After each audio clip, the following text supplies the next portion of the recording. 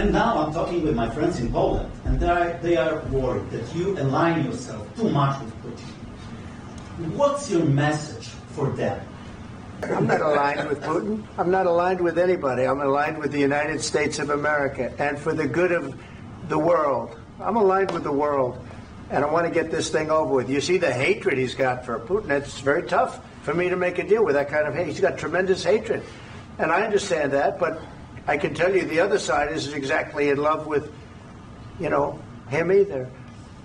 So it's not a question of alignment. I'm aligned with the world. I want to get the thing set. I'm aligned with Europe. I want to see if we can get this thing done.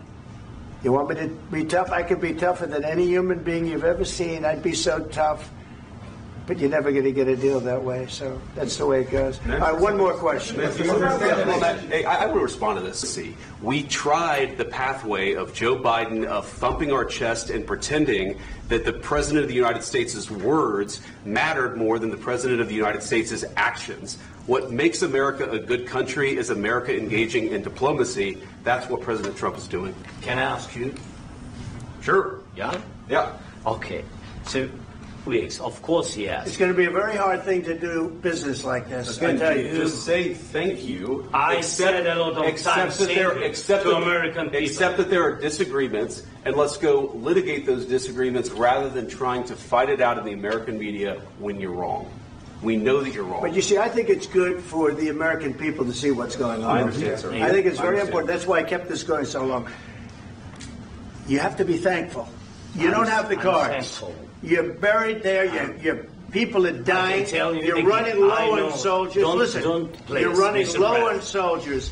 It would be a damn good thing. And then you tell us, I don't want a ceasefire. I don't want a ceasefire. I want to go, and I want this.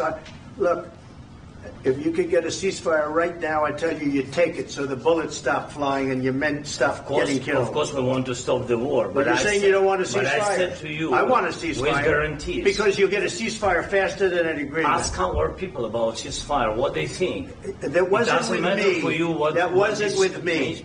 That was with a guy named Biden, who was not a smart person. That was with Obama. It was your president. Excuse me. That was with Obama, who gave you sheets, and I gave you javelins. Yes. I gave you the javelins to take out all those tanks. Obama gave you sheets. In fact, the statement is Obama gave sheets and Trump gave javelins. You got to be more thankful, because let me tell you, you don't have the cards. With us, you have the cards. But without us, you don't have any cards. One more question to Mr. Vice President. I'm sorry. It's going to be a tough deal to make because the attitudes have to change. What if Russia breaks ceasefire? What if Russia breaks peace talks? What do you do then? I understand that it's a heated conversation right now. What are you saying? She's asking, what if Russia breaks the ceasefire? What if anything? What if a bomb drops on your head right now? Okay? What if they broke it? I don't know. They broke it with Biden because Biden, they didn't respect him. They didn't respect Obama.